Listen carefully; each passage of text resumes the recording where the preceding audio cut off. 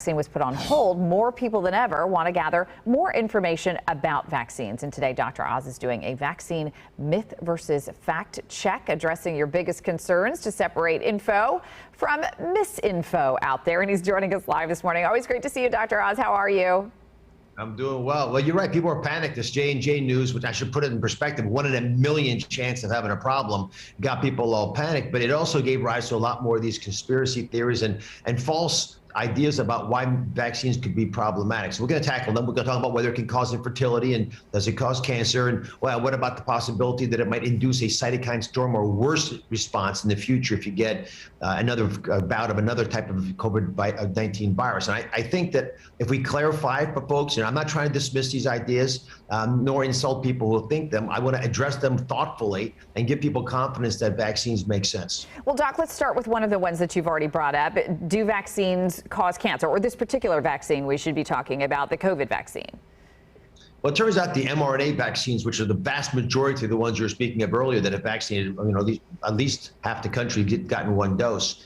These do not even go in the nucleus. They don't get close to your DNA. So they really can't cause cancer because there's no way for them to influence the blueprint of the body. So that one, check that off, is not possible. All right. Well, and you sort of answered the next question, which was, can the mRNA vaccines, Pfizer, Moderna, could they potentially alter your DNA?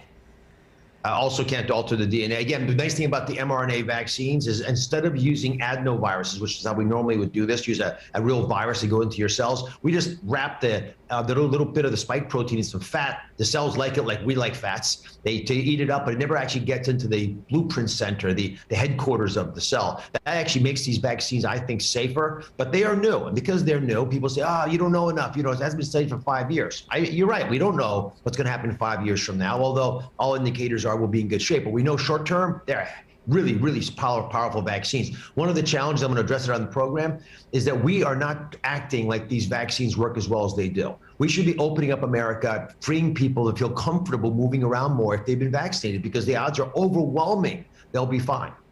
Doc, one of the stories that came out following the Pfizer Moderna shots is that some women were having bleeding after they got the shots, and now there's some concern about fertility complications. What do we know about that? There are 4 amino acids that look like the spike protein that are in our placenta. And I just don't think that's enough to get a cross reaction, so that the immune reaction to potential COVID really shouldn't cross react with that of our placenta. And if it did, then COVID itself could be a problem. So either way, you're better off getting vaccinated so you don't get as much exposure. Is it true that vaccines could potentially cause a cytokine storm if you're later exposed to COVID, and that could make your body go crazy? This is based on early research done with the SARS virus, if you remember that, the original COVID type virus, and then MERS virus, which is the Middle Eastern respiratory virus. And in those cases, the early vaccines, once in a while in animal studies, would cause cytokine storm. But these aren't the same vaccines. They've been dramatically improved, and we're not seeing any of the evidence of any of these cytokine storms in the millions of people who've gotten vaccinated around the world. And Doc, just real quick, the other thing that you hear a lot of people say is, well, this isn't even FDA approved. It's not supposed to be FDA approved. You don't give FDA approval till you get months and months of follow-up data. These are authorized by the FDA as they're supposed to be for emergency use, because it's an emergency. And over the next few months, the FDA will get around to giving their formal approval stamp. But it's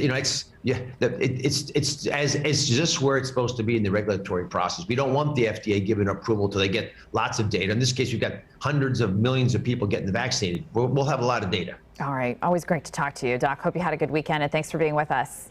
God bless. Take care. You too. Thank you. And remember, you can catch Dr. Oz weekdays at 2 o'clock right here on Fox 35. 10 minutes now after the hour. Coming up next right here on